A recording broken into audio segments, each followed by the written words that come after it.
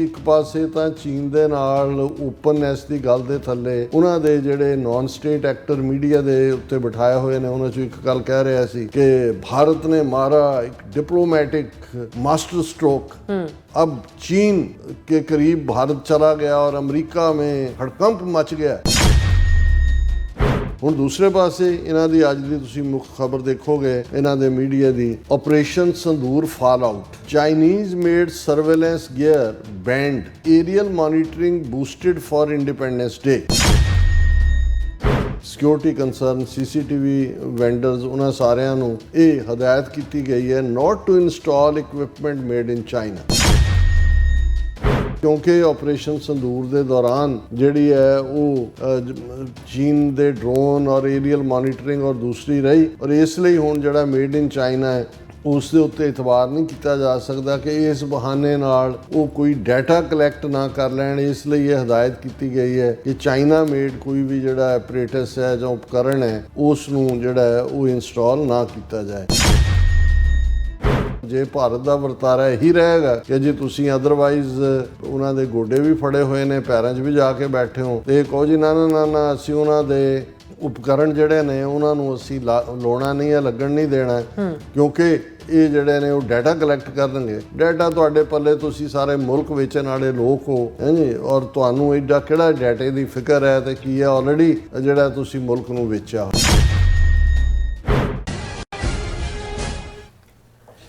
ਦਰਸ਼ਕੋ, break ਤੋਂ ਬਾਅਦ ਫਿਰ ਦੁਬਾਰਾ ਤੁਹਾਡਾ ਸਵਾਗਤ ਹੈ। ਸੋ ਇਸ ਗੱਲਬਾਤ ਕਰਨ ਜਾ ਰਹੇ ਹਾਂ ਭਾਰਤ ਨੇ 15 ਅਗਸਤ ਸੰਬੰਧੀ ਲਾਲ ਕਿਲੇ ਤੇ ਹੋਣ ਵਾਲੇ ਸਮਾਗਮ ਦਾ ਜਾਇਜ਼ਾ ਲੈਣਾ ਸ਼ੁਰੂ ਕਰ ਦਿੱਤਾ ਹੈ ਔਰ ਸਖਤ ਹਦਾਇਤ ਕੀਤੀ ਹੈ ਕਿ ਚੀਨ ਦਾ ਬਣਿਆ ਕੋਈ ਵੀ ਸਰਵੇਖਣ ਉਪਕਰਨ ਯਾਨੀ ਕਿ ਸਰਵੇਲੈਂਸ ਮਟੀਰੀਅਲ ਬਿਲਕੁਲ ਨਾ ਇਸਤੇਮਾਲ ਕੀਤਾ ਜਾਵੇ।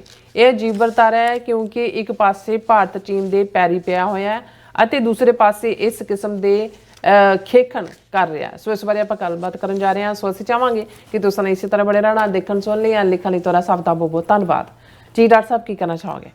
ਦੇਖੋ, ਆਪੇ ਫਾਥੜੀਏ ਤੈਨੂੰ ਕੌਣ ਛਡਾਏ ਸੀ, ਔਰ ਗੁਰਬਾਣੀ ਨੇ 2 ਤੁਕਾਂ ਦੇ ਵਿੱਚ ਇਸ ਬਿਹੇਵੀਅਰ ਨੂੰ ਬਿਆਨਿਆ ਕਿ ਇਹਨਾਂ ਦੇ ਪੱਲੇ ਫਿਰ ਕੁਛ ਨਹੀਂ ਰਹਿੰਦਾ। ਸਲਾਮ ਜਵਾਬ ਦੋਵੇਂ ਕਰੇ ਮੁੱਢੋਂ ਕੁੱਥਾ ਜਾਏ, ਕਿ ਜਾਂ ਤਾਂ ਤੁਸੀਂ ਸਲਾਮ ਕਰੋ, ਮਤਲਬ ਝੁਕੋ, ਕਾਊਟਾਓ, ਜੇ ਕਰ ਹੀ ਲਿਆ ਚੀਨ ਦੇ ਸਾਹਮਣੇ ਚੀਨਮ ਸ਼ਰਣਮ ਗੱਛਾਮੀ ਹੋ ਗਿਆ, ਫਿਰ ਹੁਣ ਉਹ ਰੱਖੋ। ਪਰ ਜੇ ਹੁਣ ਤੁਸੀਂ ਹਮ ਹੋਤੇ ਹੈ ਦੇ ਥੱਲੇ ਜਵਾਬਦੇਹੀ ਵੀ ਕਰਨਾ ਚਾਹੁੰਦੇ ਹੋ, ਅਕਾਊਂਟੇਬਿਲਿਟੀ ਵੀ ਮੰਗਦੇ ਹੋ, ਔਰ ਤੁਹਾਨੂੰ ਉੱਚੀ ਚੁੱਕ ਕੇ ਫਿਰ ਇਹ ਵੀ ਕਹਿੰਦੇ ਹੋ ਜੀ ਨਹੀਂ ਨਹੀਂ ਅਸੀਂ ਵੀ ਹੁੰਦੇ ਹਾਂ, ਤਾਂ ਫਿਰ ਮੁੱਢੋਂ ਕੁੱਥਾ ਜਾਏ। ਮਤਲਬ ਇਹ ਹੈ ਵੀ ਉਹਦੇ ਪੱਲੇ ਫਿਰ ਬਿਲਕੁਲ ਕੁਛ ਨਹੀਂ ਰਹਿੰਦਾ, ਕਿਉਂਕਿ ਤੁਹਾਨੂੰ ਇੱਕ ਲਾਈਨ ਚੁਣਨੀ ਪੈਂਦੀ ਹੈ। ਔਰ ਜਿਹਦੇ ਤੇ ਅਕਸਰ ਮੈਂ ਇਹ ਉਰਦੂ ਦਾ ਕਿੱਸਿਆ ਪਿਟਿਆ ਸ਼ੇਅਰ ਵੀ ਅਕਸਰ ਦੁਹਰਾ ਦਿੰਦਾ ਕਿ ਦੋ ਰੰਗੀ ਛੋੜ ਕਰ ਯਕ ਰੰਗ ਹੋ ਜਾ, ਸਰਾਸਰ ਮੋਮ ਹੋ ਜਾਂ ਸੰਗ ਹੋ ਜਾ। ਸੰਗ ਪੱਥਰ ਨੂੰ ਕਹਿੰਦੇ ਨੇ ਕਿ ਜਾਂ ਮੋਮ ਹੋ ਜਾਂ ਪੱਥਰ ਹੋ। ਇਹ ਦੋ ਰੰਗੀ ਜਿਹੜੀ ਹੈ ਇਹ ਚੱਲਦੀ ਨਹੀਂ ਹੈ। ਔਰ ਅਸੀਂ ਇਹ ਦੇਖਿਆ ਵੀ ਕਿਵੇਂ ਅਮਰੀਕਾ ਦੀ ਮਾਰ ਦਾ ਝੰਬਿਆ ਮੋਦੀ ਅਲਟੀਮੇਟਲੀ ਜੇ ਰੂਸ ਵੱਲ ਮੁੜਿਆ ਤੇ ਰੂਸ ਨੇ ਵੀ ਕਿਹਾ ਵੀ ਇੱਧਰ ਆਕਾ ਇੱਧਰ ਹੈ ਚੀਨ। ਉਹ ਕਹਿੰਦਾ ਵੀ ਮੈਂ ਤਾਂ ਖੁਦ ਹੁਣ ਚੀਨ ਦੇ ਸਹਾਰੇ ਹੀ ਖੜਾ ਹੈ, ਐਮੂਨੀਸ਼ਨ ਵੀ ਉਹਨਾਂ ਦਾ ਔਰ ਵੱਡਾ ਭਰਾ ਮੰਨ ਲਿਆ ਮੈਂ ਤਾਂ। ਬਿਲਕੁਲ ਅਸੀਂ ਪੁਰਾਣਾ ਜਿਹੜਾ ਹੁੰਦਾ ਸੀ, ਕਦੇ ਅਸੀਂ ਇਹਨਾਂ ਦਾ ਮਨਚੂਰੀਆ ਪ੍ਰੋਵਿੰਸ ਦੱਬ ਲਿਆ ਸੀ, ਔਰ ਜਿਹੜੇ ਸਟਾਲਿਨ ਦੇ ਜ਼ਮਾਨੇ ਜਦੋਂ ਸਟਾਲਿਨ ਘੂਰਦਾ ਸੀ ਮਾਓ ਤੋਂ ਉਹ ਜ਼ਮਾਨੇ ਗਏ। ਪੁਤਿਨ ਕਹਿੰਦਾ ਵੀ ਅਸੀਂ ਮੰਨ ਲਿਆ ਕਿ ਭਾਈ ਤੁਸੀਂ ਜਿਹੜੇ ਉਹ ਹਜ਼ੂਰ ਸਾਡੇ ਮਾਈ ਬਾਪ ਤੇ ਇੱਧਰ ਹੀ ਤੁਹਾਨੂੰ ਆਉਣਾ ਪੈਣਾ। ਔਰ ਜ਼ਾਹਰ ਹੈ ਵੀ ਉਹਦਾ ਅਸਰ ਉਹਨਾਂ ਨੇ ਕਬੂਲਿਆ। ਤਿੰਨੋਂ ਹੀ ਜਿਹੜੇ ਇਹਨਾਂ ਦੇ ਨੇ ਉਹ ਰਾਜਨਾਥ ਸਿੰਘ ਔਰ ਐਸ ਜੈ ਸ਼ੰਕਰ ਔਰ ਇਹਨਾਂ ਸਭ ਦਾ ਪਿਓ ਤਿਕੜੀ ਦਾ ਅਜੀਤ ਡੋਵਾਲ ਉਹ ਚਾਈਨਾ ਗਏ। ਹੁਣ ਮੋਦੀ ਵੀ ਤਿਆਰੀ ਕਰ ਰਿਹਾ ਜਾਣ ਦੀ, ਔਰ ਨਾਲ ਦੀ ਨਾਲ ਜਿਹੜਾ ਡਾਇਰੈਕਟ ਫਲਾਈਟਸ ਵੀ ਖੋਲ੍ਹ ਦਿੱਤੀਆਂ, ਵੀਜ਼ਾ ਵੀ ਦੇਣ ਲੱਗ ਗਏ ਨੇ, ਔਰ ਚੀਨ ਨਾਲ ਇਹ ਵੀ ਕਹਿਣ ਲੱਗ ਗਿਆ ਜੀ ਹੁਣ ਸਾਡੇ ਹਾਲਾਤ ਬਹੁਤ ਚੰਗੇ ਹੋ ਗਏ, ਅਸੀਂ ਹੁਣ 34ਵੀਂ ਮੀਟਿੰਗ ਜਿਹੜੀ ਮਿਲਟਰੀ ਲੈਵਲ ਦੀ ਉਹਨਾਂ ਦੀ ਹੁੰਦੀ। ਗੱਲ ਤਾਂ ਉਹੀ ਹੈ ਕਿ ਵੀ ਉੱਥੇ ਹੀ ਖੜ੍ਹੇ ਹੈ ਸਾਰੀ ਸਿਚੁਏਸ਼ਨ। ਪਰ ਹੁਣ ਦੂਸਰੇ ਪਾਸੇ ਜਦੋਂ ਤੁਸੀਂ ਆਪਣੇ ਲੋਕਾਂ ਦੇ ਵਿੱਚ ਇੰਨੀ ਨੈਗੇਟਿਵਿਟੀ ਚੀਨ ਬਾਰੇ ਕੀਤੀ ਕਿ ਮੋਦੀ ਜਿਹੜਾ ਹੈ ਉਹ ਨਾਰਥ ਈਸਟ ਦੇ ਲੋਕਾਂ ਨੂੰ ਵੀ ਜਿਹੜੇ ਉਹਨਾਂ ਦੀਆਂ 7 ਸਟੇਟਾਂ 8 ਇਹਨਾਂ ਦੇ ਸ਼ਹਿਰੀ ਨੇ ਹੁਣ ਜਿਹੜੀ ਮੰਗਲੋਇਡ ਰੇਸ ਹੈ, ਮੰਗੋਲ ਰੇਸ, ਜਿਨ੍ਹਾਂ ਦੇ ਵਿੱਚ ਸਾਰੇ ਜਿਹੜੇ ਨੇ ਅਰੁਣਾਚਲ, ਮੇਘਾਲਿਆ, ਅਸਾਮੀ ਨੇ, ਇਹਨਾਂ ਦੀਆਂ ਵੀ ਅੱਖਾਂ ਛੋਟੀਆਂ ਨੇ। ਔਰ ਜ਼ਾਹਰ ਹੈ ਚਾਈਨੀਜ਼ ਜਾਂ ਜੈਪਨੀਜ਼, ਥਾਈ, ਕੰਬੋਡੀਅਨਸ, ਲਾਓਸ, ਇਹ ਸਾਰੇ ਜਿਹੜੇ ਨੇ, ਵੀਅਤਨਾਮ, ਇਹ ਸਾਰੇ ਛੋਟੀ ਅੱਖਾਂ ਵਾਲੇ ਨੇ। ਔਰ ਮੋਦੀ ਜਿਹੜਾ ਹੈ ਇਹ ਬਿਆਨ ਦੇ ਰਿਹਾ ਹੈ ਇੱਕ ਸਭਾ ਦੇ ਵਿੱਚ ਜਾ ਕੇ ਕਿ ਜੀ ਅਸੀਂ ਇਸ ਗੱਲ ਨੂੰ ਦੇਖੋ ਵੀ ਅਸੀਂ मेड इन इंडिया वरतो, हर चीज़ इंडिया होए। आज तो हमारे भगवान भी छोटी आंखों वाले हो गए हैं। मतलब ये है भी चीन तो बने तुहाडे मंदिरां 'ਚ ਤਾਂ है ही वो ने। मतलब ये है भी वो कहना चाहता भी ये भगवान भी ना लो ਜਿਹੜੇ ਇਹ ਆਪਣਾ ਹੁਣ ਮੇਡ ਇਨ ਇੰਡੀਆ ਕਰੋ। ਤੇ ਹਾਲਾਂ ਉਹਦੇ 'ਤੇ ਉਹਨਾਂ ਦੇ ਨਾਰਥ ਈਸਟ ਦੀਆਂ ਸਟੇਟਾਂ ਵਾਲਿਆਂ ਨੇ ਇਤਰਾਜ਼ ਕੀਤਾ। ਉਹਨਾਂ ਨੇ ਕਿਹਾ ਵੀ ਇੱਕ ਪਾਸੇ ਤੁਸੀਂ ਸਾਨੂੰ ਜ਼ਬਰਦਸਤੀ ਭਾਰਤ ਦੇ ਨਾਲ ਨੂੜਿਆ ਹੋਇਆ ਹੈ ਕਿ ਵੀ ਭਾਰਤ ਦੇ ਸ਼ਹਿਰੀ ਹੈ, ਤਾਂ ਹੁਣ ਛੋਟੀਆਂ ਅੱਖਾਂ ਵਾਲਾ ਜਿਹੜਾ ਉਹ ਭਾਰਤ ਦਾ ਸ਼ਹਿਰੀ ਨਹੀਂ ਹੋ ਸਕਦਾ। ਹਾਲਾਂ ਉਹਨਾਂ ਨੇ ਆਪਣੇ ਢੰਗ ਨਾਲ ਗੱਲ ਕੀਤੀ ਵੀ ਇੰਨਾ ਰੇਸਿਜ਼ਮ ਇਹਦੇ 'ਚ ਭਰਿਆ ਹੋਇਆ ਬੰਦੇ 'ਚ ਹਿੰਦੂਤਵ, ਕਿਉਂਕਿ ਜਦੋਂ ਹਿੰਦੂਤਵਾ ਵਾਲੇ ਸੋਚਦੇ ਨੇ ਉਹਨਾਂ ਦੇ ਲਈ ਹਿੰਦੁਸਤਾਨ ਗੰਗਾ ਜਮਨੀ ਤਹਿਜ਼ੀਬ ਹੀ ਹੈ। ਉਹੀ ਜਿਹੜੇ 4-5 ਸੂਬੇ ਜਿਹੜੇ ਅਲਟੀਮੇਟਲੀ ਰਹਿ ਜਾਣੇ ਨੇ ਇਹਨਾਂ ਦੇ ਪੱਲੇ, ਉਹੀ ਯੂਪੀ, ਬਿਹਾਰ, ਮੱਧ ਪ੍ਰਦੇਸ਼, ਰਾਜਸਥਾਨ, ਉੱਤਰਾਖੰਡ, ਜਿਹੜੀ ਹਿੰਦੂ ਬੈਲਟ ਹੈ ਜਿਹੜੇ ਉਹੀ ਹੈ। ਬਾਕੀ ਨਾ ਸਾਊਥ ਇੰਡੀਆ ਇਹਨਾਂ ਦੇ ਨਾਲ ਕਦੇ ਸੀ, ਨਾ ਨਾਰਥ ਈਸਟ ਹੈ। ਪੰਜਾਬ ਕਦੇ ਵੀ ਜਿਹੜਾ ਇਸ ਗੰਗਾ ਜਮਨੀ ਤਹਿਜ਼ੀਬ ਦਾ ਹਿੱਸਾ ਨਹੀਂ ਰਿਹਾ। ਅਸੀਂ ਤਾਂ ਆਪਣਾ ਜਿਹੜਾ ਦੇਸ਼ਾਂ ਵਿੱਚੋਂ ਦੇਸ਼ ਪੰਜਾਬ ਨਹੀਂ ਸਹੀ, ਉਹ ਜਿਵੇਂ ਫੁੱਲਾਂ ਵਿੱਚੋਂ ਫੁੱਲ ਗੁਲਾਬ ਨਹੀਂ ਸਹੀ, ਉਹ ਪੰਜਾਬ ਦੀ ਇੱਕ ਆਪਣੀ ਆਈਡੈਂਟਿਟੀ, ਆਪਣੀ ਹੋਂਦ ਰਹੀ ਹੈ। ਔਰ ਅੱਜ ਵੀ ਜੇ ਤਹਿਜ਼ੀਬ ਦੇ ਹਵਾਲੇ ਨਾਲ, ਸਕਾਫਤ ਦੇ ਹਵਾਲੇ ਨਾਲ, ਬੋਲੀ ਦੇ ਹਵਾਲੇ ਨਾਲ, ਖਾਣ ਪਾਣ ਦੇ ਹਵਾਲੇ ਨਾਲ, ਅੱਜ ਹੀ ਕਿਸੇ ਸਾਊਥ ਦਾ ਕੋਈ ਹਿੰਦੂ ਆਪਣਾ ਕਮੈਂਟ ਕਰ ਰਿਹਾ ਸੀ ਸੋਸ਼ਲ ਮੀਡੀਆ 'ਤੇ। ਉਹਨੇ ਕਿਹਾ ਜੀ ਕਿ ਮੈਂ ਸਿੱਖਾਂ ਦੇ ਨਾਲ, ਮੇਰਾ ਫਲਾਣਾ ਦੋਸਤ ਸੀ, ਫਿਰ ਉਹਦੇ ਦੋਸਤ, ਮੇਰੇ ਦੋਸਤ ਹੀ ਸਿੱਖ ਨੇ। ਉਹਨੇ ਕਿਹਾ ਵੀ ਸਿੱਖਾਂ ਵਰਗੀ ਕੋਈ ਕੌਮ ਨਹੀਂ ਹੈ। ਉਹ ਕਹਿੰਦਾ ਇੰਨੇ ਦਲੇਰ, ਕਿਸੇ ਗੱਲ ਦੀ ਪਰਵਾਹ ਹੀ ਨਹੀਂ ਹੈ, ਹਰ ਗੱਲ ਨੂੰ ਮਜ਼ਾਕ 'ਚ ਉਡਾ ਦੇਣ ਵਾਲੇ, ਜ਼ਿੰਦਗੀ ਨੂੰ ਜੀਣ ਵਾਲੇ ਲੋਕ ਨੇ ਤੇ ਤੁਹਾਡੇ ਲਈ ਖੜ੍ਹਨ ਵਾਲੇ ਲੋਕ ਨੇ। ਹੁਣ ਇਹ ਕਰੈਕਟਰ ਤੁਸੀਂ ਯੂਪੀ, ਬਿਹਾਰ ਔਰ ਦੂਸਰਿਆਂ ਦੇ ਉਹ ਸਾਰੇ ਉਹਨਾਂ ਦੇ ਵਿਹਾਰ 'ਚੋਂ ਤੁਹਾਨੂੰ ਨਹੀਂ ਨਜ਼ਰ ਆਏਗਾ, ਕਿਉਂਕਿ ਇਹ ਚੀਜ਼ ਜਿਹੜੀ ਹੈ ਇੱਕ ਤਹਿਜ਼ੀਬ, ਇੱਕ ਸਕਾਫਤ ਦਿੰਦੀ ਹੈ। ਇਹੀ ਕਾਰਨ ਹੈ ਕਿ ਜਦੋਂ ਦੋਵੇਂ ਪੰਜਾਬਾਂ ਦੇ ਲੋਕ, ਲਹਿੰਦਾ ਪੰਜਾਬ ਤੇ ਚੜ੍ਹਦੇ ਪੰਜਾਬ ਦੇ ਆਪਸ 'ਚ ਮਿਲਦੇ ਨੇ, ਮੈਂ ਤਾਂ ਟਰੈਵਲ ਕਰਦਾ ਫਰੀਕੁਐਂਟਲੀ, ਮੈਂ ਏਅਰਪੋਰਟਾਂ 'ਤੇ ਅਦਰਵਾਈਜ਼, ਤੇ ਇੱਕ ਨਜ਼ਰ ਦੇ ਵਿੱਚ ਪਹਿਲੇ 2 ਮਿੰਟ ਦੇ ਵਿੱਚ ਹੀ ਐਂ ਹੁੰਦਾ ਵੀ ਜਿਵੇਂ ਅਸੀਂ ਇੱਕ ਦੂਜੇ ਨੂੰ ਜਿਹੜਾ ਉਹ ਸਦੀਆਂ ਤੋਂ ਜਾਣਦੇ ਹਾਂ, ਕਿਉਂਕਿ ਉਹ ਖੁੱਲ੍ਹ ਡੁੱਲ ਜਿਹੜਾ ਆਪਸੀ ਵਰਤਾਰਾ ਹੈ। ਔਰ ਉਹਨਾਂ ਦੇ ਲਈ ਵੀ ਉਹ ਵੀ ਇਹ ਕਹਿੰਦੇ ਨੇ ਜੀ ਵੀ ਪਤਾ ਨਹੀਂ ਅਸੀਂ ਜਿਹੜਾ ਉਹ ਆਪਣਿਆਂ ਨੂੰ ਭਾਵੇਂ ਕਈ ਵਾਰੀ ਨਾ ਟੋਲ, ਵੀ ਸਰਦਾਰਾਂ ਨੂੰ ਦੇਖ ਕੇ ਸਾਨੂੰ ਚਾਅ ਚੜ੍ਹ ਜਾਂਦਾ। ਔਰ ਇਹ ਹੈ ਜਦੋਂ ਤੁਸੀਂ ਉਸ ਸਾਂਝ ਦੀ ਗੱਲ ਕਰਦੇ ਹੋ, ਤਹਿਜ਼ੀਬ ਦੀ ਗੱਲ ਕਰਦੇ ਹੋ। ਹੁਣ ਇਸ ਦੁਬਿਧਾ ਦਾ ਨਤੀਜਾ ਇਹ ਹੈ ਵੀ ਇੱਕ ਪਾਸੇ ਤਾਂ ਚੀਨ ਦੇ ਨਾਲ ਓਪਨਨੈਸ ਦੀ ਗੱਲ ਦੇ ਥੱਲੇ ਉਹਨਾਂ ਦੇ ਜਿਹੜੇ ਨਾਨ ਸਟੇਟ ਐਕਟਰ ਮੀਡੀਆ ਦੇ ਉੱਤੇ ਬਿਠਾਏ ਹੋਏ ਨੇ, ਉਹਨਾਂ 'ਚੋਂ ਇੱਕ ਗੱਲ ਕਹਿ ਰਿਹਾ ਸੀ कि भारत ने मारा एक डिप्लोमेटिक मास्टर स्ट्रोक, अब चीन के करीब भारत चला गया और अमेरिका में हड़कंप मच गया। वो दस रहे ने जी असी ਜਿਹੜਾ ਉਹ ਚੀਨ ਦੇ ਨਾਲ ਚਲੇ ਗਏ।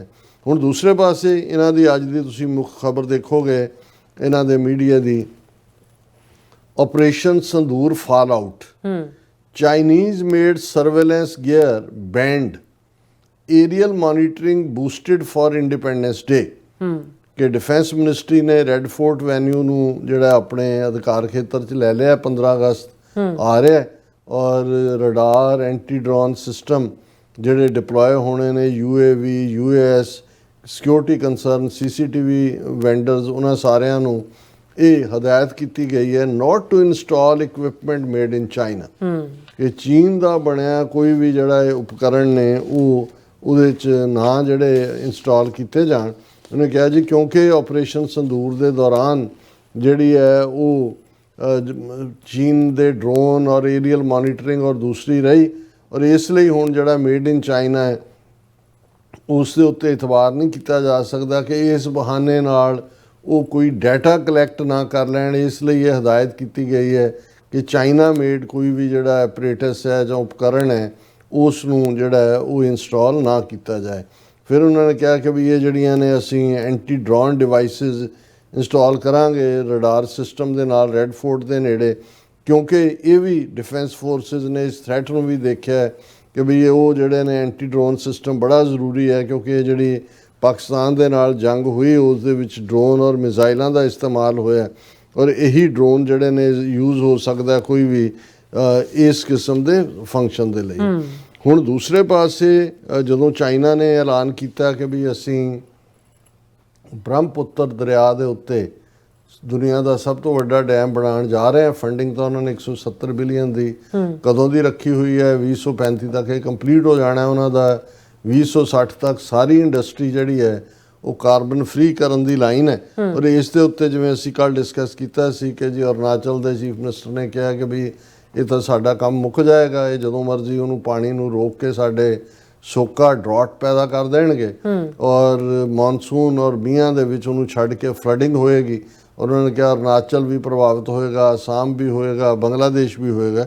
ਔਰ ਇਸ ਮੁੱਦੇ ਦੇ ਉੱਤੇ ਕੰਸਰਨਸ ਨੂੰ ਜਿਹੜਾ ਉਹ ਹਟਾਉਣ ਦੇ ਲਈ ਜਿਹੜਾ ਚਾਈਨਾ ਦੇ ਫੋਰਨ ਮਿਨਿਸਟਰੀ ਦੇ ਸਪੋਕਸਪਰਸਨ ਨੇ ਅੱਜ ਬਰੀਫਿੰਗ ਕੀਤੀ ਹੈ ਮੀਡੀਆ ਨੂੰ। ਉਹਨਾਂ ਨੇ ਕਿਹਾ ਜੀ ਅਸੀਂ ਜਿਹੜਾ ਭਾਰਤ ਔਰ ਬੰਗਲਾਦੇਸ਼ ਦੇ ਨਾਲ ਹਾਈਡਰੋਲੋਜੀਕਲ ਡਾਟਾ, ਫਲੱਡ ਪ੍ਰੀਵੈਂਸ਼ਨ, ਡਿਜ਼ਾਸਟਰ ਐਲੀਵੀਏਸ਼ਨ, ਇਹ ਸਾਰੇ ਜਿਹੜੇ ਮੁੱਦੇ ਨੇ ਇਹਨਾਂ ਦੇ ਉੱਤੇ ਅਸੀਂ ਗੱਲ ਕੀਤੀ ਹੈ।